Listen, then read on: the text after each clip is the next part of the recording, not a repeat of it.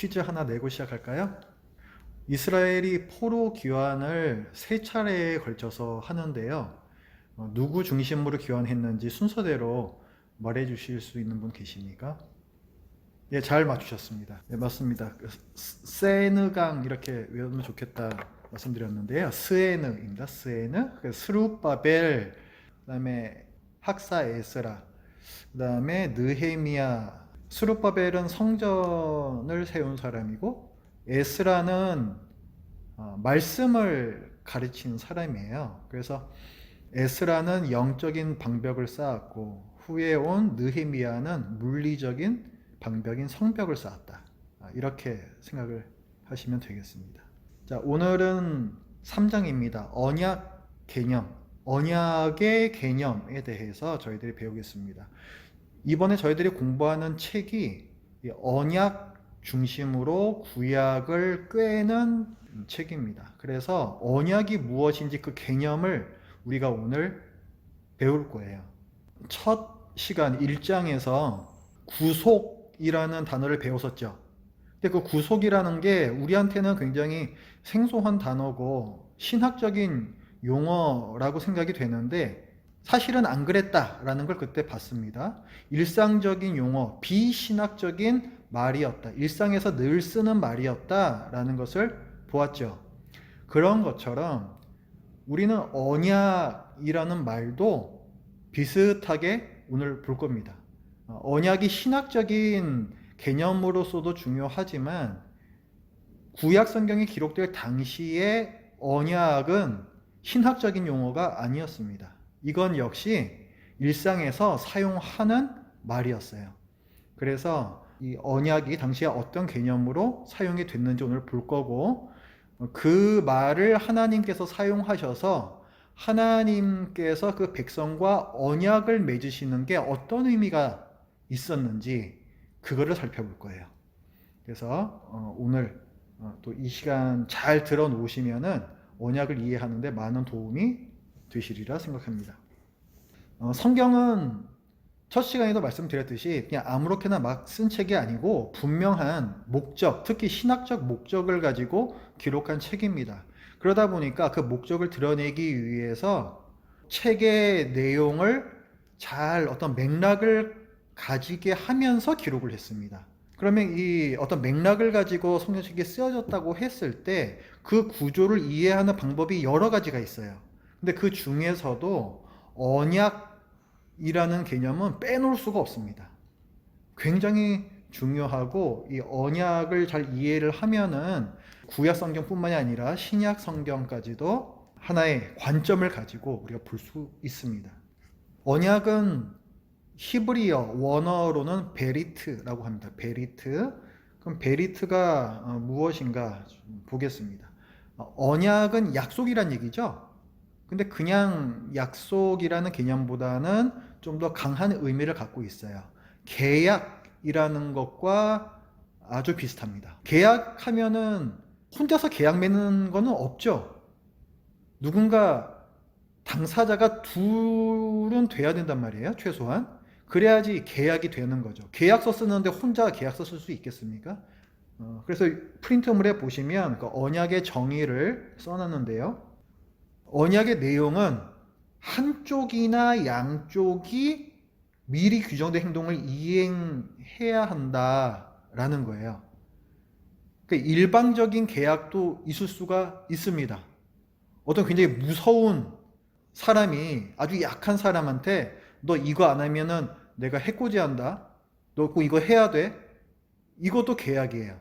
이럴 경우에는 한쪽이 할 일만 있는 거죠.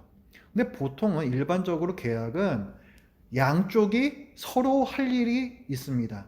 그래서 계약서에는 당연히 내용이 들어가잖아요. 규정된 행동이 있습니다. 나는 뭘 해야 되고 너는 뭘 해야 되고 그래서 그것을 이 양자가 맹세를 해야 돼요. 언약은 맹세를 해야 됩니다. 계약서 쓰면서 우리가 무슨 맹세 같은 것까지는 하지 않잖아요. 도장 찍으면 끝이지. 그런데 고대 근동 당시의 언약은 항상 맹세가 있어요. 그래서 두 당사자 간에 맺어진 약속이다. 맹세를 통해 두 당사자 간에 맺어진 약속. 이것이 언약, 베리트입니다. 그럼 언약은 도대체 언제 맺었냐? 그 당시에 그게 그 밑에 유사혈연 관계라는 제목으로 있는 건데요. 우리가 첫 시간에서도 봤죠. 당시는 혈연 중심 사회였습니다. 그래서 아버지의 집 되게 중요했죠. 아버지의 집에서 나가면 그다음부터 기반이 없어져요. 그래서 굉장히 위험한 상황에 처하게 됩니다. 그 정도로 당시는 혈연 중심의 사회였습니다. 하나쯤 또 문제 내드려야겠네요. 수혼제라는 걸 우리가 배웠는데요. 요거 혹시 설명해 줄 수 있는 분 계십니까? 수혼제 혹은 형사취수제라고도 말합니다. 맞습니다. 결혼한 부부가 있었는데 남편이 죽었어요. 근데 아들도 없습니다. 당시는 가부장 사회다 보니까 남자가 굉장히 중요하죠. 그런데 남편도 없고 아들도 없어요. 그러면 남겨진 이 여자는 오갈 데가 없어집니다. 아버지 집 위주의 혈연 사회이기 때문에.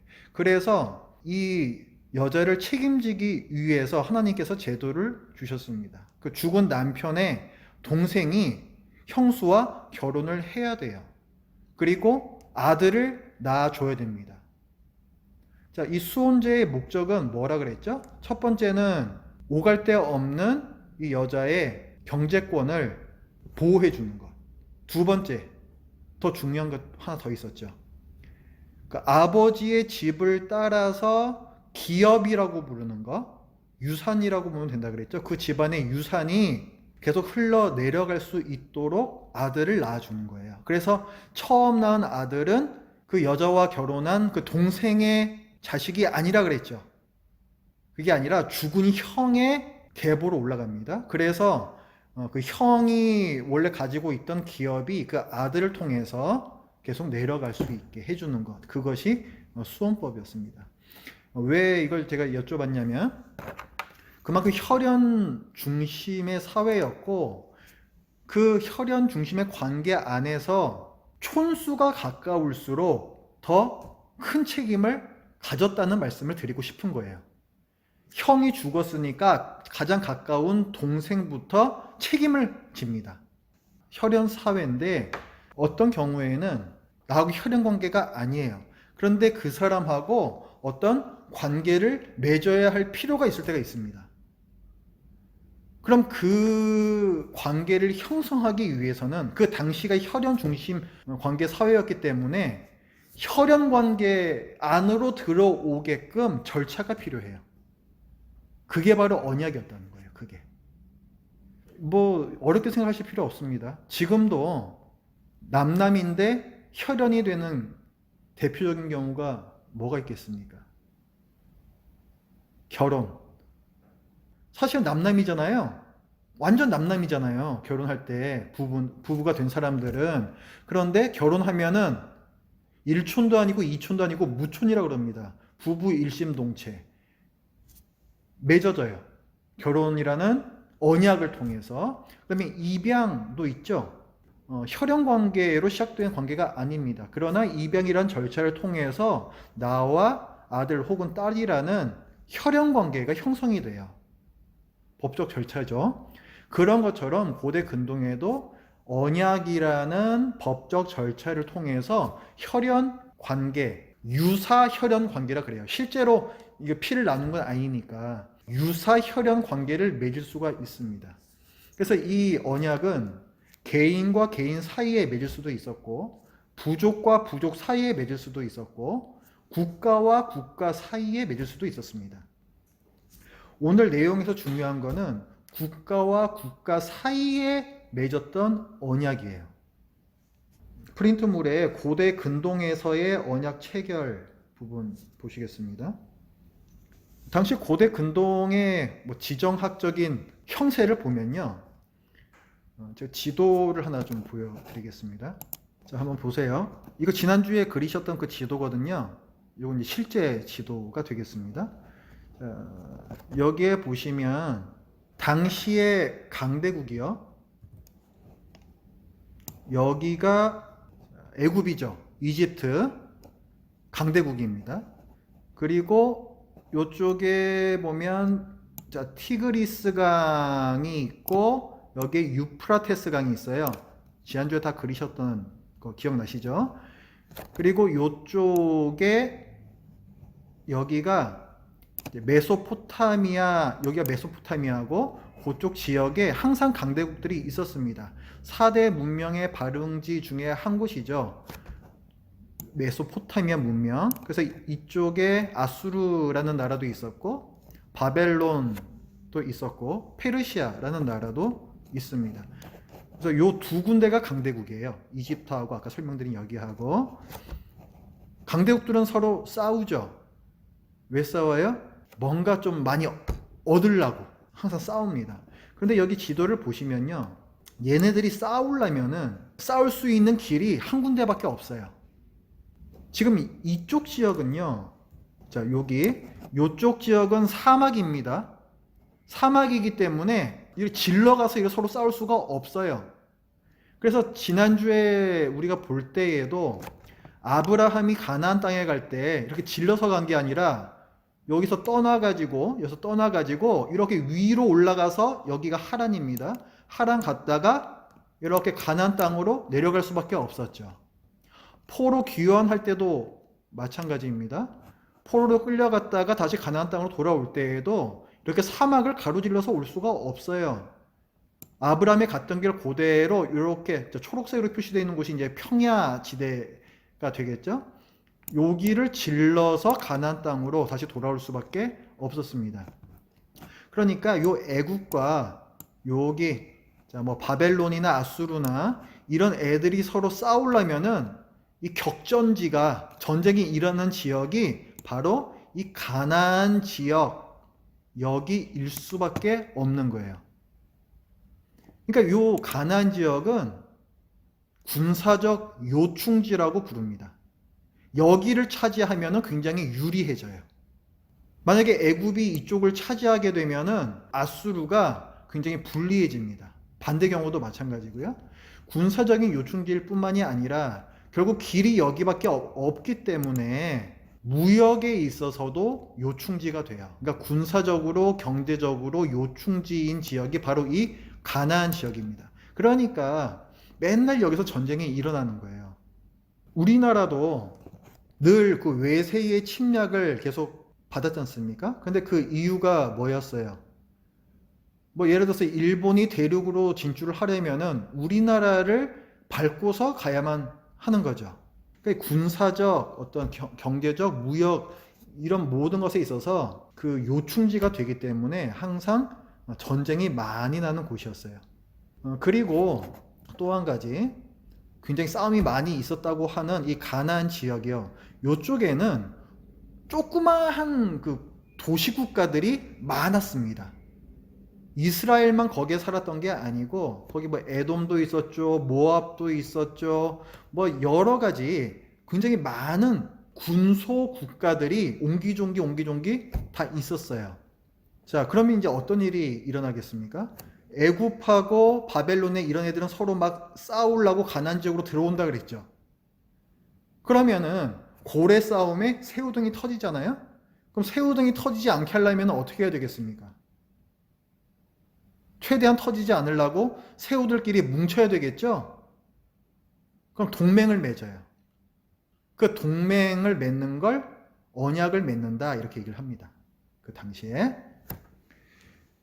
그래서 프린트물에 보시면은 자, 이렇게 그 팔레스타인 지역, 가나안 땅 지역은 요충지였기 때문에 이에 따라 약소국들이 첫 번째 살아남기 위해서 서로 동맹을 맺어요. 조그만 애들끼리.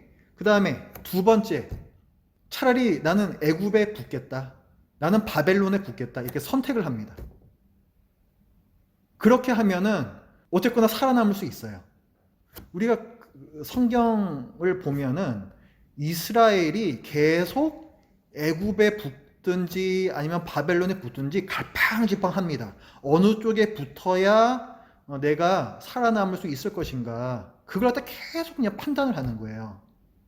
하나님께서는 그 부분을 너희들이 인간적인 방법을 의지한다, 하나님을 의지하지 않는다 해서 그것을 매우 탐탁치 않게 여기셨습니다. 사실 이스라엘 입장에서 보면은 굉장히 간당간당한 거예요. 이쪽에 붙어야 살 수 있을까? 저쪽에 붙어야 살 수 있을까? 자, 약소국이 살 수 있는 방법. 첫 번째는 서로 동맹을 맺는다. 약소국들끼리.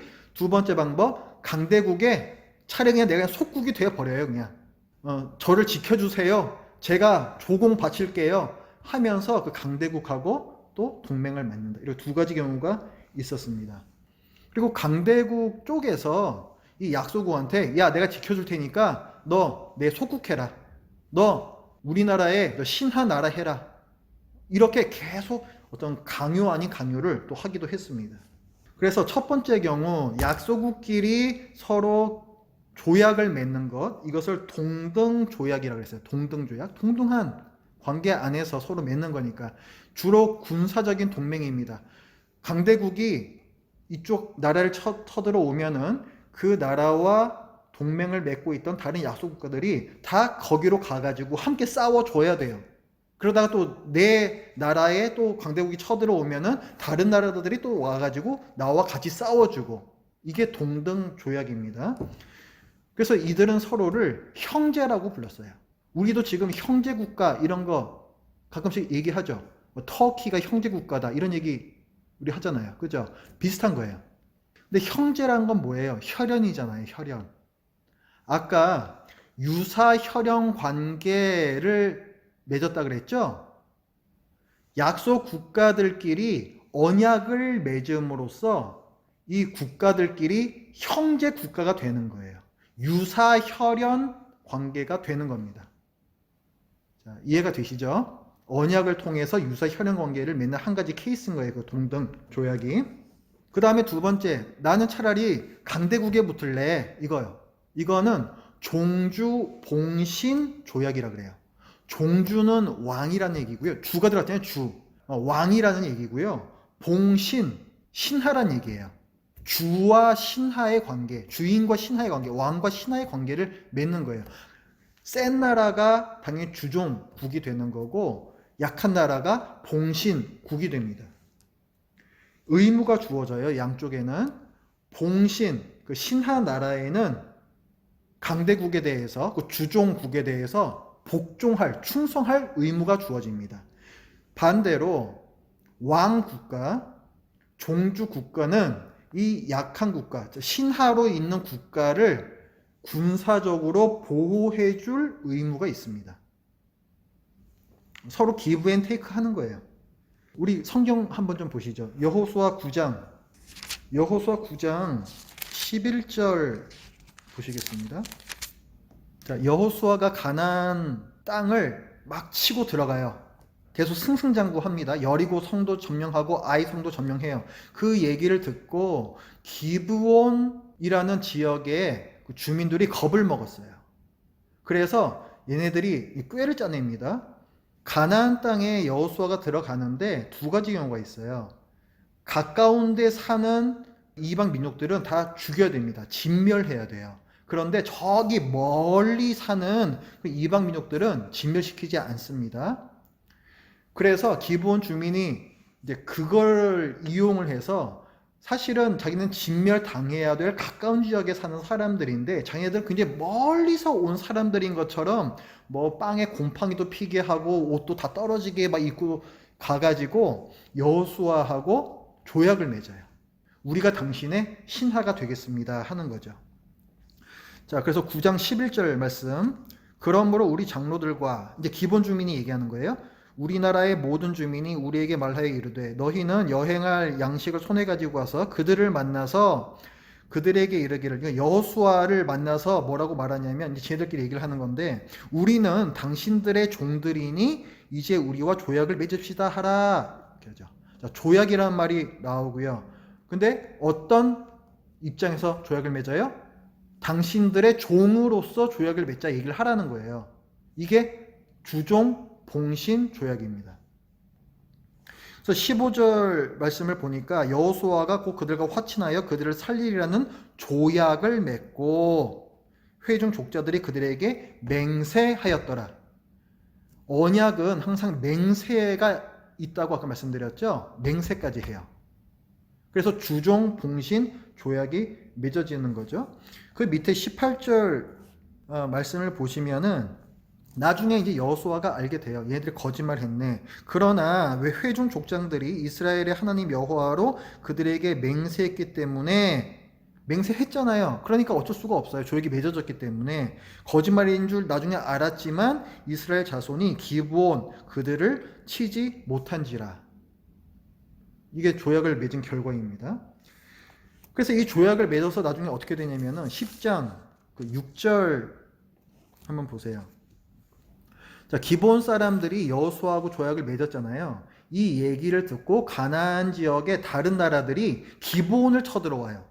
이런 배신자 하면서 기브온 쳐들어와요. 그러니까 10장 6절에 기브온 사람들이 길갈 진영에 사람을 보내어 여호수아에게 전하되 여호수아에게 SOS를 칩니다. 당신의 종들 돕기를 더디게 하지 마시고 속히 우리에게 올라와 우리를 구하소서. 산지에 거주하는 아모리 사람의 왕들이 다 모여 우리를 치나이다. 군사적 보호를 요청하는 거예요. 보호를 요청할 수 있습니다. 왜냐하면 종주와 봉신의 관계를 맺었고 종주는 군사적으로 보호해줄 의무가 있으니까 그걸 지금 요구를 하는 거예요. 정당하게. 그러니까 7절에 여호수아가 모든 군사와 용사와 더불어 길갈에서 올라가서 싸웁니다. 이게 종주와 봉신 간의 의무를 수행하는 거예요. 그리고 기드온 주민들은 나중에 물 깃고 나무 패고 이제 이런 일들을 하면서 살아요. 봉신 국으로서의 의무를 수행하는 거죠. 자, 종주 봉신 조약을 맺은 경우에 이 양쪽 두 나라는 아버지와 아들 관계 혹은 주와 종의 관계로 불렸습니다. 자, 이거 어때요? 아버지와 아들도 혈연 관계죠. 그 다음에 주와 종이라고 했는데 아버지의 집 그 개념으로 보셔야 돼요. 아버지의 집 안에는 종들도 들어가 있었습니다. 아브라함이 자기 식솔들 다 데리고 다니잖아요. 그 중에는 종들도 있어요. 그 종들도 다 아버지의 집 사람들입니다. 그러니까 주와 종 할 때에도 이것은 한 집안 혈연으로 보는 거예요. 자, 유사 혈연 관계입니다. 그래서 종주 봉신 조약도 유사 혈연 관계예요. 언약을 맺으면 유사 혈연 관계로 들어갑니다. 종주와 봉신의 그 의무를 조금 더 보겠습니다. 자, 종주 봉신의 관계를 맺으면요, 그 왕 나라에서는 신하 나라에다가 땅을 하사하기도 했어요. 원래 그 왕 국가의 땅인데 이거를 옛다. 자, 너희들 여기서 농사짓고 잘 살아라. 이렇게 하면서 땅을 하사해 주기도 했어요. 영지라고 부르는데 영지를 하사한다. 그러면은 이 봉신 국가에서는 그 땅에서 열심히 농사를 지어요. 또 자기 땅에서 난 곡식들도 또 있지 않습니까? 그럼 그 중에서 조세를 세금을 냅니다. 종주 국가한테. 이게 의무예요. 신하 국가에. 근데 만약에 이 봉신 국가에서 조세가 너무 부담이 돼요. 매년 이걸 내려니까 점점 뭔가 부하가 치민단 말이죠. 그래서 우리 이거 더 이상 내지 말자. 반역을 일으켜요. 이렇게 되면은 쳐들어옵니다. 종주 국가에서 쳐들어와서 박살을 내고 하사했던 그 땅을 몰수해요. 다시 갖고 간다는 얘기죠. 여러분 이거 들으면 뭔가 좀 익숙한 얘기인데 떠오르시는 거 없습니까? 이스라엘하고 하나님 그 관계하고 뭔가 좀 매칭이 되는 부분이 있지 않으세요?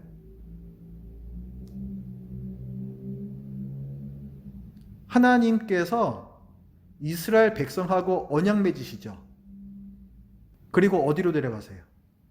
가나안 땅 데려가시잖아요. 하나님의 땅이라고 부르는 땅을 주시는 거예요.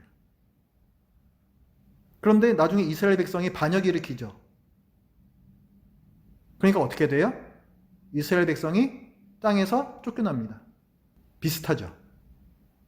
자, 그 다음에요. 봉신에게는 군사 원조의 의무도 있었습니다. 무슨 말이냐면은, 자, 종주국가, 왕국가가 다른 나라하고 싸우러 가요. 그러면은 이 봉신국가에서도 군대를 보내줘야 됐습니다. 그리고 종주 국가에서 자기 나라 땅을 지나가야 돼요. 그런 경우에는 무조건 길을 터줘야 돼요.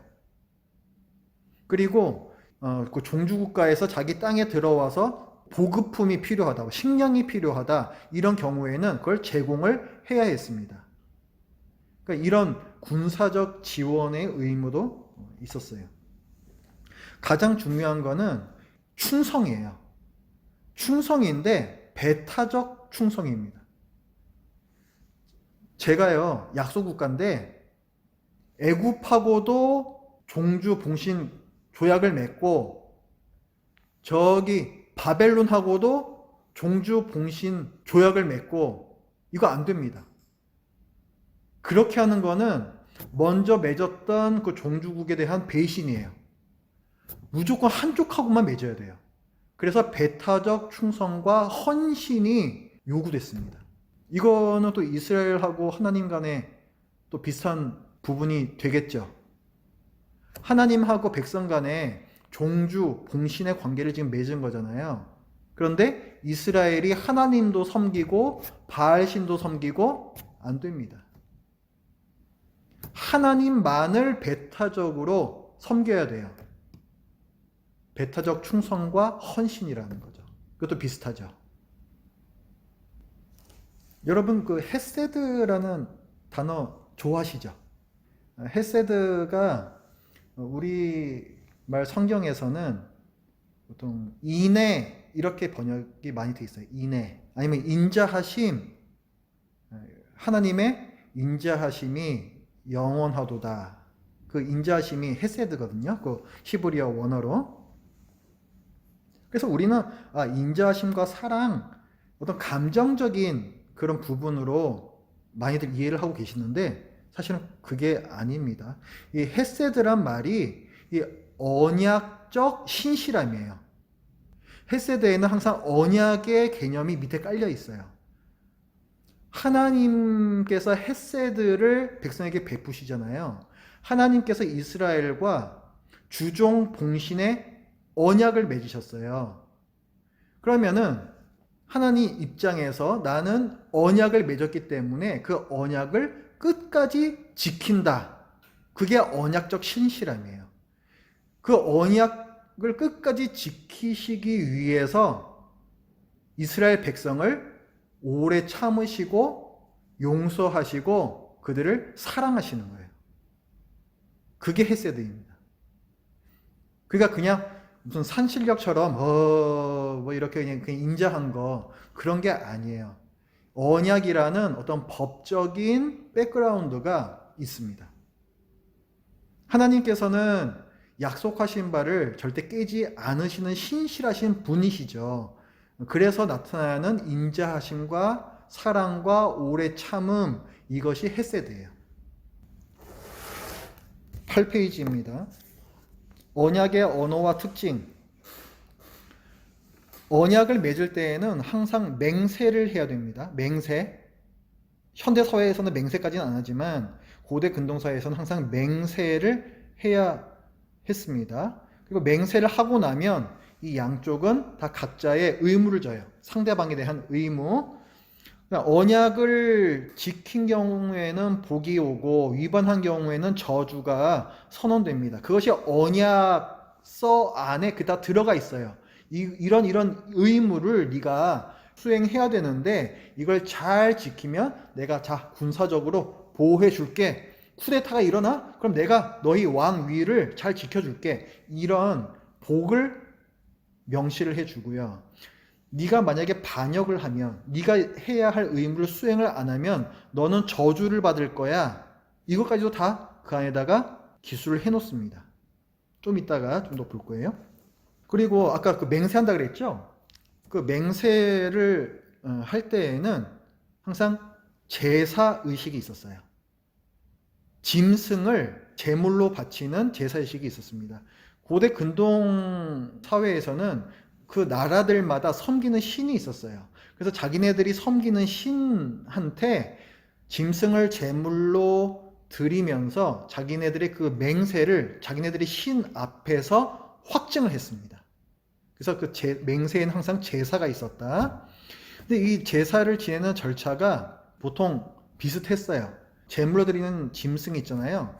얘를 뭐 소면 소, 양이면 양 이런 애들 갖다가 반으로 쫙 쪼갭니다.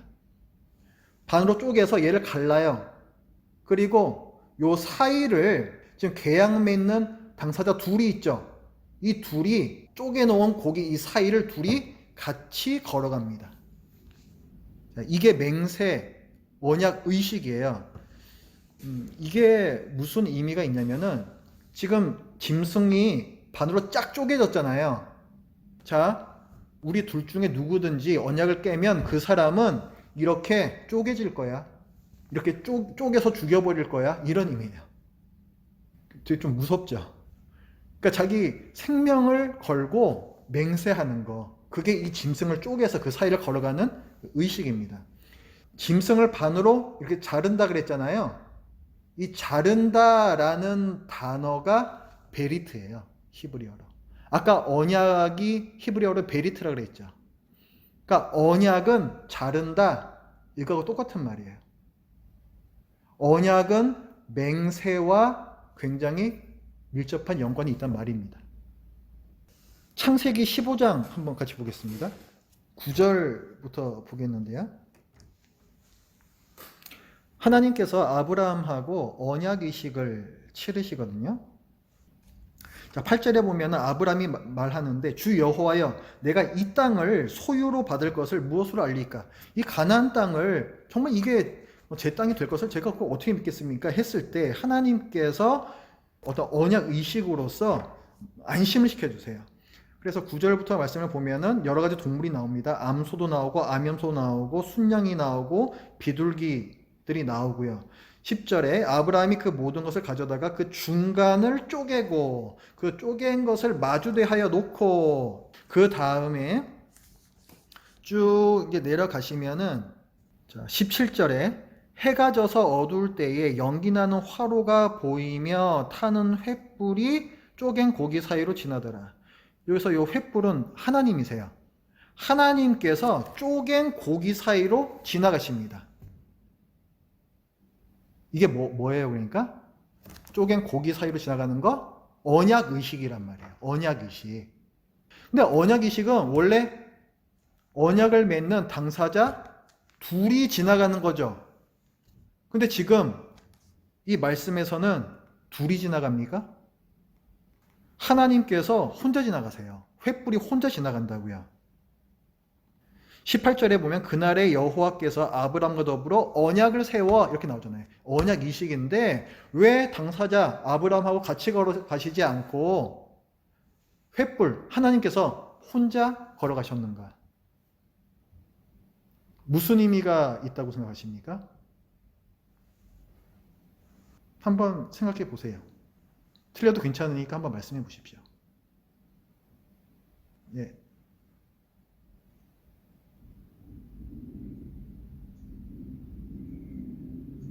예. 정확하게 말씀해 주셨습니다. 그 두 가지예요. 맞아요.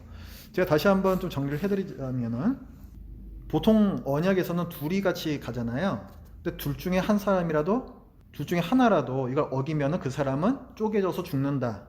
자, 이게 언약이식의 의미잖아요. 그런데 지금 아브라함은 걸어가지 않고 하나님께서 혼자 걸어가십니다. 그러면은 이 언약은 어떻게 해야만 깨지는 거예요? 하나님께서 이 언약을 안 지키셔야만 깨집니다. 그런데 그럴 일은 없죠.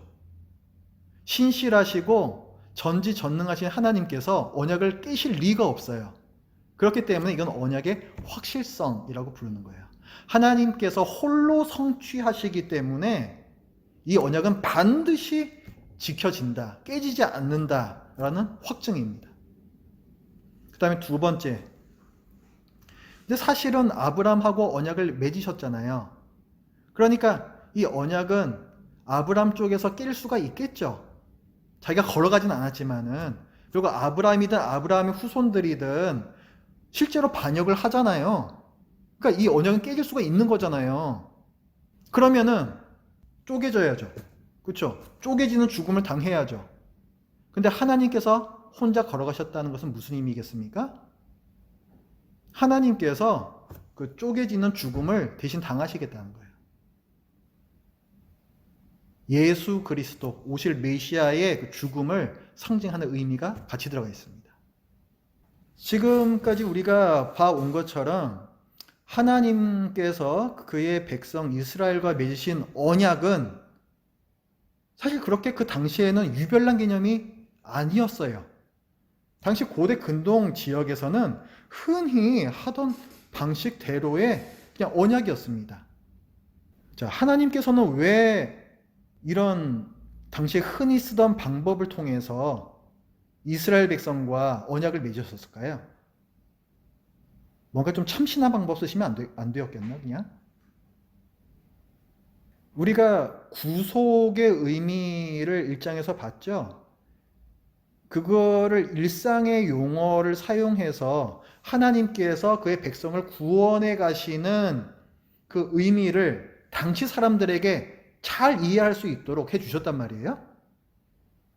이것도 마찬가지예요. 하나님과 이스라엘 백성의 관계를 이 이스라엘 백성이 잘 이해할 수 있도록 당시의 흔한 개념에 그 흔한 개념을 사용하셔서 알려주신 거예요. 무슨 말씀인지 아시겠어요? 어떤 분들은 이렇게 얘기를 합니다. 당시에는 이런 언약 의식들이 어느 나라에나 흔하게 행해지고 있었다. 그리고 여호와와 그 이스라엘 백성의 이 관계 역시 그런 어떤 사회에서 흔히 행해지던 그런 일들 중에 하나로서 이 여호와 종교가 발생했다. 이렇게 말씀하는 분들이 있습니다. 그 얘기는 뭐예요? 여호와 종교를 사람이 만들어냈다는 얘기죠? 그렇죠? 지어냈다는 얘기예요, 그거는. 여러분들은 오늘 이런 내용들 들으시면서 어떤 생각이 드십니까? 당시의 사회에서 흔히 행해지던 뭐 그런 걸 그냥 통해가지고 하나님하고 이스라엘 백성하고 뭐 이런 언약을 맺으셨네. 이걸 그냥 보면서 그러니까 진짜 이거는 그냥 어떤 사회적으로 어떤 사회학적으로 여호와 종교란 게 만들어진 거구나. 이 성경은 그냥 그런 책이구나. 혹시 그런 생각 안 드십니까? 그렇게 이해하시면 안 된다는 거예요. 하나님께서는 당시에 사람들이 잘 이해할 수 있는 방법을 사용하셔서 하나님께서 이루어 가시는 그 큰 일을 우리에게 알려주시는 거예요. 그러니까 여호와 종교가 사람이 만들어낸 게 아닙니다. 그 부분 헷갈리시지 마세요. 어떤 분들은 이런 성경의 배경 이런 걸 가지고 우리가 이렇게 공부를 하면은 이게 다 무슨 자유주의 신학이니 이렇게 오해하는 분들이 있어요. 그런 게 아니에요. 그러니까 우리가 지금 공부하는 이런 내용들이 어떤 의미가 있는지를 잘 이해를 하십시오. 하나님께서는 이런 이해를 사용하셨다는 거예요. 당시 사람들이 잘 알아먹을 수 있도록. 그 다음 언약의 형식입니다. 고대 근동에서는 두 국가 사이에 언약, 조약이 흔했으며 그 형식이 정형화되어 있었다. 히타이트 제국이란 게 있어요. 얘들이 뭐 철기 문화를 처음 사용했나? 맞나 모르겠는데 그러니까 기원전 20세기경에 히타이트 제국이라는 데에서 다른 나라하고 조약을 맺은 그 문서들이 많이 좀 발견이 되었습니다. 그래서 그 문서들을 보니까 조약에는 이러이러한 형식이 있구나를 알게 됐어요. 여러분 저기 부동산 계약서 쓸 때에도 계약서 형식은 정해져 있죠. 어느 부동산 가든지 뭐 다를 바 없잖아요. 그런 것처럼 당시에 나라와 나라 사이에 조약을 맺는 것도 워낙 흔한 일이었기 때문에 거의 이 표준 양식 같은 게 있었습니다. 그거를 이 히타이트 제국 그 문서를 통해서 이제 알 수가 있는데 그 프린트물에 보시면은 대략 한 8가지 요소로 구성이 되어 있어요. 첫 번째는 전문이라고 합니다. 전문. 자, 지금 이 조약은 뭐냐면은 주종, 봉신 이 조약을 맺는 거예요. 그 조약서, 언약서입니다. 첫 번째 나오는 게 전문이에요. 전문. 맨 처음에 나오는 말인데 거기에는 이 종주국 왕나라죠. 대왕나라. 이 대왕의 이름, 그 다음에 이 사람이 얼마나 위대한 사람인가, 거기에 대한 설명이 나옵니다. 그래서 제가 프린트물에 써놨는데요. 이를테면 이런 식이에요. 대왕이요, 하티왕의 왕이요, 용맹한 자인, 막 치켜 올리고 있죠. 수필룰리우마스 왕의 아들 무르실리스가 이와 같이 말하노라. 자, 소개하고 있어요. 이게 맨 처음에 나옵니다. 이걸 전문이라고 불러요. 그 다음 따라 나오는 말, 역사적 서언이라고 하는데 이게 중요합니다. 이건 뭐냐면 주종과 봉신의 조약을 지금 맺고 있잖아요. 그럼 봉신에게는 많은 의무, 얘들이 해야 할 일들, 의무가 이제 부여가 돼요. 그러면은 이 봉신국은 왜 주종국에 대해서 이런 의무를 수행해야 되는지 그 이유가 있어야 될 거 아니에요. 그 근거가 있어야 될 거 아니에요. 그 근거가 이 역사적 서언입니다. 역사적으로 이런 일이 있었거든. 이런 내용이에요. 그래서 보통 보면은 뭐 아까 그 예를 들면은 그 무르 실리스 대왕, 그러니까 이 종주국의 왕이거든요. 이 사람이 이제 그 봉신 국가에 대해서 어떤 군사적인 도움을 계속 줘왔다. 그리고 지금 그 봉신국의 왕인 사람이 있잖아요. 그 왕권을 계속 지지를 해주고 있다. 그러므로 너희는 나를 종주국으로 섬겨야 된다. 이런 거예요. 그러니까 종주국이 봉신국에 대해서 뭔가 해준 일이 있어요. 뭔가 해준 일이 있어요. 이런 은혜를 너희가 입었으니 너희는 나한테 이런 의무를 앞으로 수행해야 된다. 이게 역사적인 서언입니다. 그러니까요, 이 역사적인 서언은 감사에 기초하고 있어요. 종주국이 먼저 은혜를 베풀었잖아요. 거기에 대한 감사. 그게 앞으로 봉신국이 그 의무를 수행해야 할 이유입니다. 감사라는 거예요. 종주국이 뭔가 먼저 해준 게 있기 때문에 거기에 대한 감사로서 이러이러한 이런 의무를 수행하겠습니다. 그 근거가 된단 말이에요. 그게 역사적 서언이에요. 이 부분이 중요합니다. 그 다음에 이제 3번이 언약 조항들이에요. 봉신 국가들이 앞으로 해야 할 의무들, 이제 종주국이 기대하는 행동들. 제일 중요한 거는 절대적이고 배타적인 충성과 헌신입니다. 그리고 아까 뭐 군사적인 지원을 해야 된다 그랬죠? 종주국이 뭐 전쟁 나가면 그거하고 경제적인 의무들, 조세를 바쳐야 돼요. 그 다음에 따라 나오는 거 복과 저주입니다. 이 언약서에서는 자, 지금 언약 조항들, 그 의무들이 나왔잖아요. 그 의무를 잘 너희들이 수행을 하면은 내가 너에게 또 이런 혜택을 줄 거야. 복입니다. 그런데 너희들이 만약에 이걸 중에 뭐 조세를 안 내? 그러면 너희 나라에 저주가 임할 거야. 저주라고 하면은 일단 반역이니까 이 종주국에서 진노합니다. 군대를 이끌고 와가지고 봉신국가를 박살내요. 그 다음에 종주 봉신 관계를 맺을 때 영지, 땅을 하사를 하는 경우가 많다 그랬죠. 그 땅을 몰수합니다. 그리고 이 봉신국가의 왕이 계속 있잖아요. 이 왕위를 폐해버려요. 그리고 이 백성을 자기 나라로 포로로 끌고 가버립니다. 이게 저주예요. 종주국과 봉신국 사이에 이게 깨졌을 때, 반역을 봉신국이 일으켰을 때. 그 다음에 나오는 요소, 증인들. 지금 조약을 맺는 거니까 뭐 개인과 개인 사이에서도 어떤 계약, 조약을 맺을 때에는 증인들이 있으면 더 확실하죠. 그런데 지금 나라와 나라기 때문에 어떤 일개 개인이 이걸 증인을 설 수가 없어요. 그래서 누구를 증인을 세우냐면은 각 나라가 섬기는 신이 있잖아요. 그 신들을 증인으로 세웁니다. 그걸 갖다가 이제 그 언약 조서에다가 그걸 다 기록을 해놔요. 그 다음에 때로는 자연, 그러니까 하늘과 땅, 뭐 바람, 나무, 강 이런 것들을 증인으로 부르는 경우도 있어요. 여러분 그 성경에서 보면은 시편 같은 데서도 나오고요. 자, 하나님께서 백성들과 우리 변론하자 이런 식으로 말씀하실 때가 있어요. 누가 잘했는가 우리 변론해보자. 법정에 세우시는 거거든요. 법정이니까 증인이 있잖아요. 근데 그런 시편에 보면은 하늘과 땅을 부르시는 경우가 있습니다. 증인이에요, 증인. 하늘과 땅이 너네들이 한 거, 내가 한 걸 다 봤다는 거죠. 지금 이 조약을 맺을 때에도 마찬가지예요.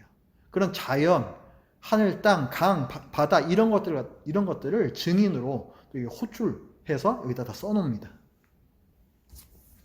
그 다음 요소, 정기적 낭독의 명령.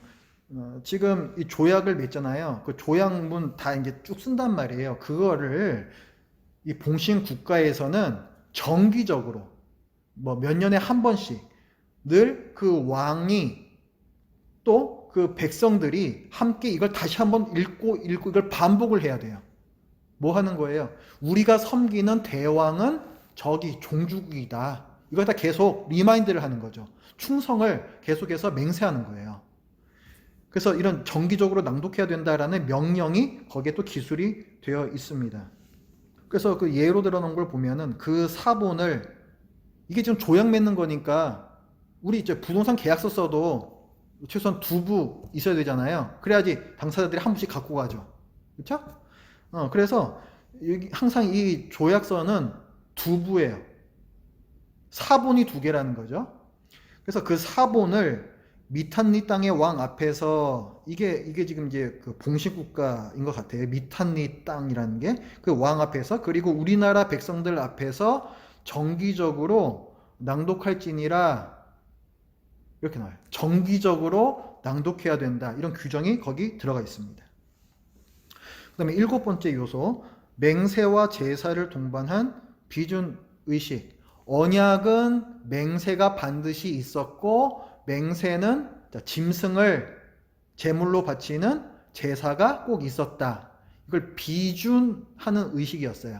그러니까 이 언약을 확정 짓는 그런 의식이었습니다.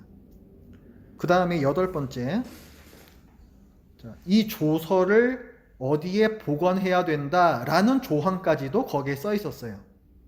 당사자가 둘이잖아요. 그러니까 다 하나씩, 그 사본 하나씩 갖고 와가지고 자기네들이 섬기는 신이 있죠. 그 신이 있다고 하는 신전이 있죠.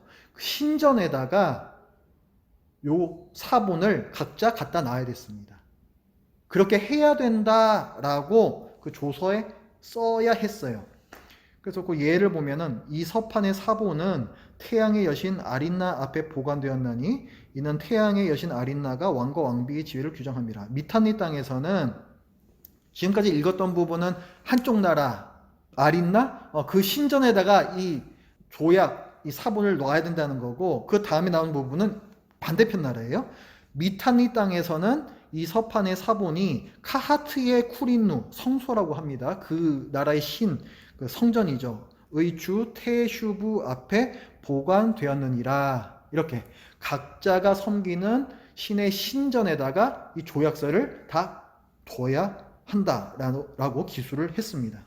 이게 당시 고대 근동에서 주종과 봉신의 관계를 맺는 두 나라 간의 조약서 형식이었어요. 이걸 왜 말씀을 드리냐면 이걸 왜 우리가 알아야 되느냐 하면은 우리가 성경에서 보는 하나님과 이스라엘 백성의 신해산 언약이 거의 이 형식과 똑같습니다. 그거를 말씀을 드리려는 거예요. 그 부분을 나누기 전에 제가 퀴즈 하나 더 드리겠습니다. 자, 우리가 첫 번째 시간에서 배웠던 거 문제를 드릴게요. 구속, 속량이라고 하는 구속. 자, 그 일상 용어라고 했는데, 자, 당시에 그 구속이라는 단어를 가부장제 사회라는 배경에 비추어서 아시는 만큼 설명해 주실 수 있는 분 계십니까? 제가 그 키워드를 몇 개 드리겠습니다. 그 키워드를 사용하셔가지고 문장을 만들어 주셔도 됩니다. 가부장 사회, 가장 중심, 아버지의 집, 확대 가족, 가장의 책임. 자, 여기까지 말씀드리겠습니다. 우리가 구속받았잖아요. 예수님께서 아버지의 집에 거할 곳이 많도다. 내가 가서 준비해 놓고 이런 말씀을 하셨잖아요. 그거하고 연결지어서 설명해 주시면 되겠습니다.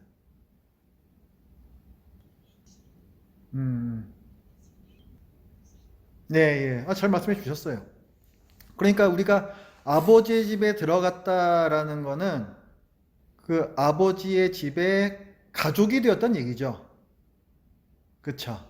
예, 그리고 아까 중요한 말씀 하나 해주신 게 뭐냐면 그 가장의 책임이라는 부분이에요. 당시 사회에서는 가장의 책임이 아주 막중했습니다. 그 자기 집안 사람들을 다 챙겨야 되는 그 가장의 책임이잖아요, 그게. 그래서 집 나간 우리들을 책임지시기 위해서 항상 책임질 때에는 대가가 요구돼요. 그래서 제가 아까 하신 말씀 중에서 하나만 수정을 해드리면 가장과 맏아들은 다릅니다. 그래서 그 아버지의 집이라고 할 때 그 아버지 가장은 하나님이세요. 예, 그래서 하나님께서 그 맏아들 장자를 희생시키신 거죠. 그래서 하나님 아버지께서 가장의 책임을 다 하셔서 우리를 다시 되찾아 오신 거예요. 그게 구속입니다. 예, 잘 말씀해 주셨어요. 감사합니다. 자, 그러면은 이제 신의 산에서 맺은 언약, 이것이 아까 우리가 본 히타이트 조약과 얼마나 비슷한지 그 부분을 보겠습니다. 이 부분은 맨델홀이라고 하는 신학자가 처음에 밝혀서 발표를 했고요. 지금은 학계에서 뭐 이 부분에 대해서는 거의 뭐 이견이 없습니다. 다 그렇다라고 받아들이고 있는 부분이에요. 요거의 이제 주제는 이제 그런 겁니다. 아까도 말씀을 드렸지만은 하나님께서 당시 사회에서 흔히 익숙했던 개념을 사용하셔서 하나님과 그의 백성 사이의 관계를 설명해 주셨다는 거예요. 그게 중요한 겁니다. 그러니까 또 이것도 보시면서 이거 뭐 그러면은 이 성경이란 것도 별거 아니네. 하나님하고 이 백성이 맺었다는 거는 그런 어떤 사회적인 어떤 그냥 현상일 뿐이었네. 이렇게 생각하시면 안 됩니다. 항상 이런 것들은 하나님께서 그 당시에 사용하신 수단이다. 우리같이 이해력이 딸리는 사람들에게 이해시키기 위한 수단이었다. 요거 꼭 잊지 마세요. 자, 9페이지입니다. 9페이지. 신의 산 언약의 형식이라고 나오는데요. 여러분 성경 출애굽기 20장 같이 보겠습니다. 신의 산 언약, 모세 언약인데 10계명이 대표적인 거잖아요. 근데 이 10계명을 신의 산에서 맺으시고 이제 출애굽 1세대하고 맺으신 거예요. 근데 40년 동안 광야를 돌다가 1세대들이 다 죽습니다. 광야에서. 그래서 이제 2세대들 그 아들 딸들만 이제 남아 있는데 얘네들이 가나안 땅에 들어갈 거예요. 근데 가나안 땅에 들어가기 전에 이 2세대들도 십계명을 비롯한 율법들을 알아야 되지 않겠습니까? 그렇기 때문에 신명기, 그러니까 여호수아서 전에 신명기에서 이 십계명을 비롯한 율법을 다시 한번 재교육을 모세가 시킵니다. 그래서 신명기에도 십계명을 비롯한 율법들이 굉장히 많이 나와요. 그래서 우리가 지금부터 볼 거는 뭐냐면 1세대들이 받았던 그 십계명을 비롯한 율법들 그 장면하고 출애굽 2세대들이 재교육 받았던 그 율법들 언약을 다시 맺거든요. 그래서 그 두 개를 섞어서 볼 거예요. 자, 아까 히타이트 조약에서 종주 봉신 간의 조약서를 쓸 때에 가장 처음에 나오는 게 전문이라고 그랬습니다. 전문은 이 종주국의 왕이 어떤 사람인지 그걸 갖다가 얘기해 주는 거였어요. 뭐 대왕이고 뭐 용맹스럽고 뭐 어쩌고저쩌고 나 아무개가 말하노라 이렇게 나오잖아요. 출애굽기 20장 2절 보십시오. 제가 읽겠습니다. 나는 너를 애굽 땅 종 되었던 집에서 인도하여 낸 내 하나님 여호와니라. 우리말에서는 이렇게 번역이 되어 있는데 원문에서는요. 나는 내 하나님 여호와니라. 너를 애굽 땅 종 되었던 집에서 인도하여 낸 이런 순서로 되어 있습니다. 가장 처음에 나온 게 뭐라는 거예요? 나는 내 하나님 여호와니라. 이게 첫 문장이에요. 하나님께서 자기를 소개하시죠. 여호와라고 소개하시죠. 전문이에요. 전문. 이게. 아까 그 히타이트 조약에서는 내가 뭐 용맹스럽고 뭐 대왕이고 어쩌고저쩌고 뭐 말이 길잖아요. 하나님께는 그런 거 필요 없어요. 유일신이시기 때문에 나는 내 하나님 여호와니라. 이 한 문장이면 충분합니다. 이게 전문이에요. 그 다음에 두 번째 요소, 역사적 서언. 이게 중요하다 그랬죠. 왜 봉신국가가 종주국가한테 이러한 충성, 의무를 행해야 되느냐. 거기에 근거. 그게 뭐라 그랬어요? 종주국 쪽에서 뭔가 먼저 은혜를 베풀었어요. 거기에 대한 감사. 그게 기초가 되어서 앞으로 나올 의무들을 수행하겠다. 그래서 복종해야 되는, 충성해야 되는 근거, 그게 역사적 선이라 그랬죠. 그게 20장 2절 거기 나온 거예요. 첫 번째 문장이 나는 내 하나님 여호와니라 이거였고, 두 번째 문장이 너를 애굽 땅 종되었던 집에서 인도하여 낸, 이게 역사적 서원입니다. 내가 너희에게 이런 은혜를 베풀었다. 그러므로 그에 대한 감사로서, 이런 말이에요. 이거는. 여기 보면은 우리가 뭘 알 수가 있어요? 은혜가 먼저예요. 은혜가 먼저입니다. 은혜와 율법의 관계를 여기서 볼 수가 있는 거예요. 우리가 율법을 다 지켜야 하나님 백성이 되는 게 아니고, 하나님께서 우리를 구원하셔서 백성 삼아 주셨으니 그 은혜에 감사하여서 앞으로 나올 율법들을 지키는 겁니다. 그러니까 신약시대의 우리들도 왜 율법을 폐기시키면 안 되느냐? 왜 여전히 율법이 유효하냐? 우리는 은혜 받은 사람들이거든요. 그래서 율법을 지켜야 되는 겁니다. 우리가 받은 구원에 대한 감사로서 율법 지켜서 구원받는 거 아니에요. 자, 요거를 이제 이해를 하면요. 제가 설교 때도 말씀드린 부분이 있었습니다. 금송아지 숭배 사건. 그때 출애굽기 32장 1절 제가 여기다 써놨는데요.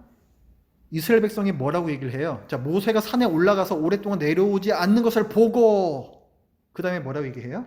이 모세, 곧 우리를 애굽 땅에서 인도하여 낸 사람은 어찌 되었는지 알지 못함이니라. 빨리 다른 신을 만들어내자. 이렇게 얘기하잖아요. 근데 여기서 뭘 말해요? 모세, 우리를 애굽 땅에서 인도하여 낸 사람이라는 표현이 나오는데, 이게 20장 2절에 나오는 너를 애굽 땅 종되었던 집에서 인도하여 낸, 이거하고 거의 똑같은 표현이죠. 하나님께서 너희를 애굽 땅에서 인도하여 냈으니 그 은혜에 감사하면서, 이게 역사적 선이란 말이에요. 앞으로 있을 의무들을 지켜야 하는 이유란 말이에요. 근데 금송아지 숭배 사건 때 백성들이 그 역사적 선에 해당되는 부분을 갈아치웠습니다. 여호와가 아니라 모세가 그렇게 우리를 인도하여 냈다고. 엄청난 일이죠. 그러면 앞으로 나올 봉신국가로서의 의무를 지킬 이유가 없어져요. 그러니까 이게 보통 일이 아닌 겁니다. 그래서 하나님께서 그렇게 진노하신 거예요. 너네들이 언약을 깼다. 너네들이 언약을 깼다. 자, 그 다음에 그 조약서의 세 번째 나오는 것이 언약 조항들인데, 이제 출애굽기 20장 3절부터 봉신으로서 지켜야 할 의무들이 나옵니다. 우리는 이것을 십계명이라고 부르죠. 너는 나 외에는 다른 신들을 내게 두지 말라. 1계명이죠. 그 다음에 쭉 해가지고 10계명, 10개 계명이 나옵니다. 근데 1계명이 지금 뭐예요?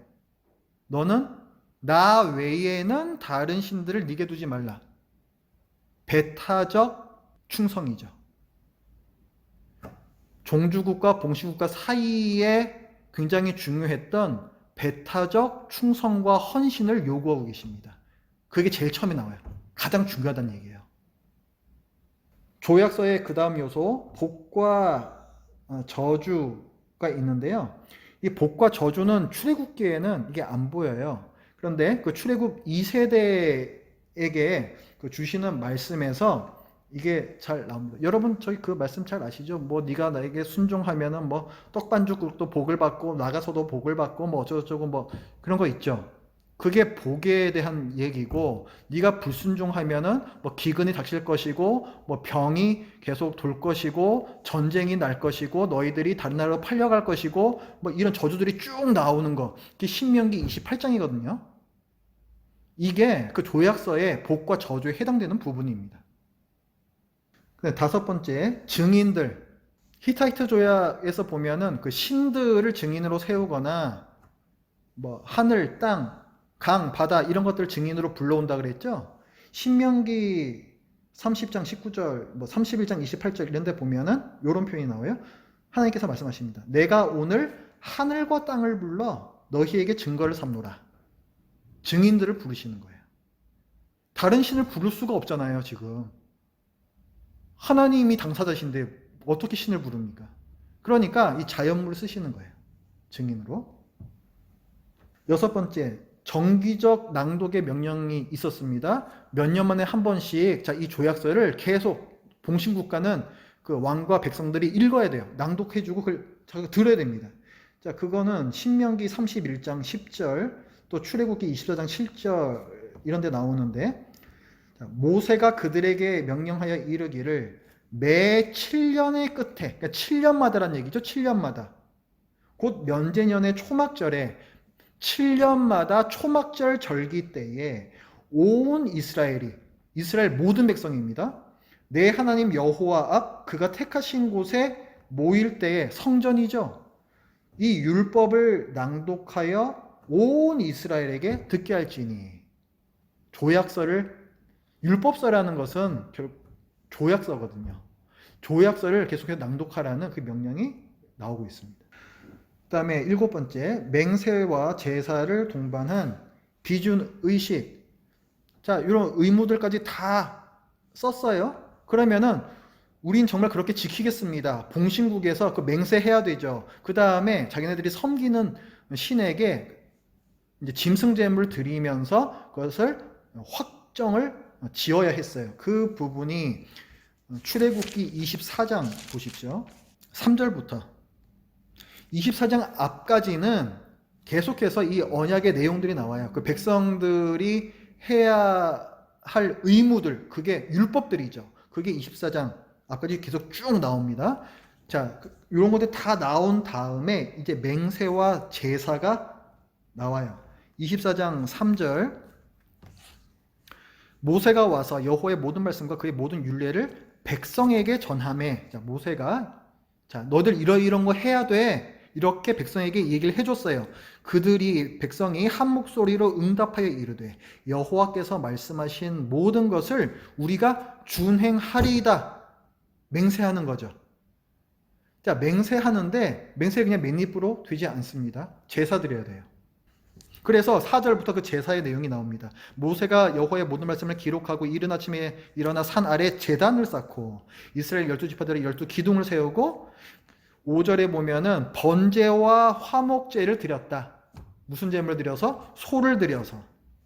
자, 짐승제물 드리고 6절부터 보면은 그 소의 피를 가지고 반은 제단에 뿌리고 반은 백성들을 향해서 뿌립니다.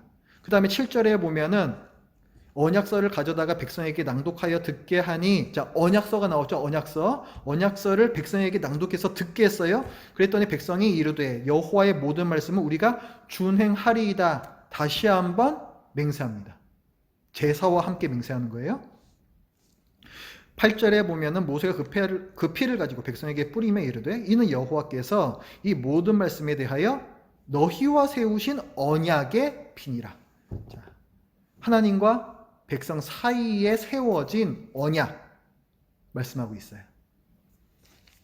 히타이트하고 똑같죠. 그 다음에 마지막으로 조서를 각자 섬기는 신전에다가 복원해야 된다라는 부분인데요. 25장 21절 보십시오. 성막을 어떻게 짓느냐가 쭉 나오는데요. 성막 가장 안쪽이 지성소고 지성소에는 언약궤가 들어갑니다. 언약궤 안에는 뭐가 있어요? 가장 대표적인 게 증거판, 십계명 돌판 이게 들어가죠. 요게 조서를 복원하는 거예요. 십계명 돌판 이게 언약 조서거든요. 이거를 신전이죠. 그 성막이 그 신전에다가 안치를 하는 거예요. 그게 25장 21절에 나옵니다. 속죄소는 언약궤 뚜껑처럼 생긴 거라 그랬어요. 속죄소를 궤 위에 얹고 내가 네게 줄 증거판을 십계명 돌판이에요. 궤 속에 넣으라 말씀합니다. 여러분 제가 또 문제 내겠습니다.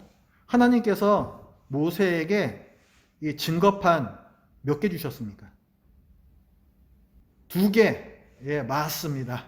2개 주셨습니다. 어디 보면 그걸 알 수 있냐면은 32장 15절 보시면 자, 두 증거판이라는 표현이 나오죠? 그러니까 십계명 돌판이 2개예요. 자, 각각에는 뭐가 써져 있었을까요? 말씀해 보십시오. 예, 틀려도 괜찮습니다. 이거는 뭐 경품은 없는데요. 말씀해 주십시오. 왜 경품이 없냐면 확실치는 않아요. 예? 십계명이 근데 왜 2개인가요? 아, 여기 그러면은 이쪽에는 몇 계명까지 써 있었을까요? 1계명에서 4계명. 그 하나님에 대한 거니까. 그죠? 5계명부터는 내 부모를 존경하라. 사람에 대한 거니까 10계명까지는 네, 그렇게 보시는 학자들이 있습니다. 또 내 생각에는 또 이럴 수도 있을 것 같아 하시는 분. 네. 예, 우리가 저 부동산 계약서 쓸 때처럼 똑같은 거 사본으로 두 부를 만든다. 이렇게 보시는 학자들이 더 많습니다. 왜냐하면 지금까지 우리가 봐온 바대로 하나님께서 맺으신 이 언약이 당시 근동 사회에서 했던 그 언약, 이 방식을 거의 갖다 쓰셨거든요.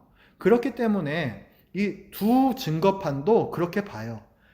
자, 여기 보면은 아까 읽었던 말씀에 보면은 두 증거판이 그의 손에 있고 그 판의 양면 이쪽 저쪽에 글자가 있었다. 판 하나도 이쪽에 쓰고 그 뒤쪽에도 썼다는 얘기죠. 나머지 판도 이쪽에 쓰고 그 뒤쪽에 썼다는 얘기죠. 사실 십계명 뭐 글자가 그렇게 많았겠습니까? 충분히 하나에다가 뭐 이렇게 다 쓸 수 있죠. 그렇죠? 당시 조약매는 관서로 봤을 때 요거는 사본 2개였다 이렇게 봐요. 많은 학자들이 이렇게 봅니다. 그런데 뭐 하나님께서 그럼 뭐 하나 어떻게 갖고 가시겠어요? 안 되잖아요. 그래서 모세가 2개 다 그냥 갖고 내려와요. 2개 다 갖고 내려와서 이 2개를 다 신전 성막 안에 언약궤 안에다가 안치를 해. 자, 그럼 이것들이 이제 어떤 의미가 있었느냐를 마지막으로 보겠습니다. 지금 신의 산 앞에 와 있는 이스라엘 백성이 어떤 사람들이에요? 뭐 하다가 애굽에서 나온 사람들이에요? 노예살이 하다가 몇 년 동안 400년, 430년 뭐 이렇게 얘기하는데 430년이면 도대체 이게 몇 세대가 되는 겁니까? 30년이 한 세대라고 보통 보면은 이게 10세대도 훨씬 넘잖아요. 그 오랜 기간 동안 정말 별의별 신을 다 섬기는 애굽에서 종살이를 했으면은 당연히 이스라엘 백성들도 사람인 이상 이 세상에는 정말 신이 많이 있다 이렇게 믿고 있겠죠. 그런데 사실 잘못 믿고 있는 거예요. 이 세상에는 하나님밖에 신이 없잖아요. 그래서 하나님께서는 그 사실을 분명히 알려주셔야만 됩니다. 네가 절대로 다른 신 섬기면 안 되고 나 여호와만 신인 걸 알고 나만 섬겨야 된다. 이걸 분명히 알려주셔야 돼요. 그런데 그걸 알려주실 수 있는 이 다신론 여기에 쩔어 있는 이스라엘 백성이 이걸 가장 잘 이해할 수 있는 방법이 뭐였냐면 당시에 종주 봉신 언약 형식이었다는 거예요. 그 언약 형식에서는 배타적 충성과 헌신을 요구하니까, 동시에 다른 나라하고 양다리 걸쳤다 하면 박살나니까.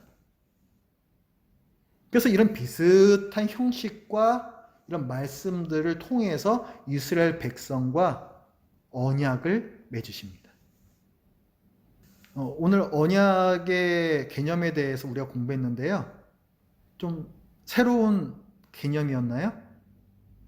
예전에는 그냥 뭐 하나님께서 백성과 언약 맺었다면 뭐 이렇게 뭐 하나님 백성 약속 뭐 이렇게 생각했는데, 이것도 당시 사회의 어떤 그런 맥락에서 잘 이해시켜 주시기 위한 하나의 교보제 같은 역할을 한 거였구나. 이해가 되시죠? 그거 이해하셨으면 오늘 잘 참여하신 겁니다. 우리가 첫 번째 시간이었나 두 번째 시간이었나 성경 구약 성경을 쭉 정리를 하는데 5명 중요한 사람이 있다. 우리가 얘기했었죠? 뭐 아담, 노아, 아브라함, 모세, 다윗 5명 얘기했었죠? 사실은 이 저자가 그렇게 5명을 뽑은 의도가 있어요. 하나님께서 이 5명하고 중요한 언약을 맺으셨습니다. 그거 포석 깔아놓느라고 이 저자가 지난주 그 두 번째 시간에 그 5명을 꼽아놓은 거예요. 앞으로 이 5명과 맺으신 이 언약들을 저희들이 쭉 볼 겁니다. 그래서 오늘 이 언약의 개념을 잘 기억하시면서 앞으로 또 성경 학교에 또 재미있게 참여를 해주시길 부탁을 드립니다. 혹시 질문 있으시면 해주시기 바랍니다.